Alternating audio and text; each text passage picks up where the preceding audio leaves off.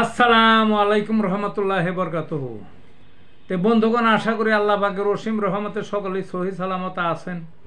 তে কবি Gazi Akkas Ali YouTube channel 017140885009 এর পক্ষ থেকে আপনাদের সকলের প্রতি রইল একান্ত আন্তরিক শুভেচ্ছা ভালোবাসা।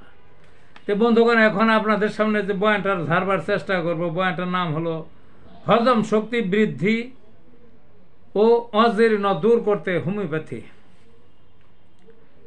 হজম শক্তি বৃদ্ধি ও অজীর্ণ দূর করতে যে কোনো বয়সে ওই খাইবার ইচ্ছা হয় না, মুখে স্বাদ টাত নাই, হয় না এইরকম, মানে হজম নাই, অজীর্ণ ঠিক মতো পরিপাক হয় না, এইরকম রোগ অনেকেরই দেখা যায়। অনেক ছেলে মেয়েদের, বৃদ্ধদের এবং যে কোনো বয়সের খায় না, খাইতে চায় না।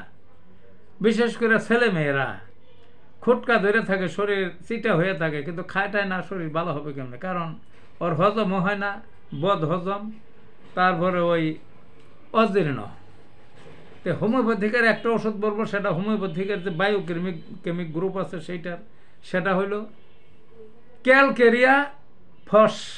কি ওষুধটার নাম? ক্যালকেরিয়া ফস 6X। 4টা করে ট্যাবলেট সকালে, 4টা বিকালে একটু পানি দিয়ে খাওয়াইবেন।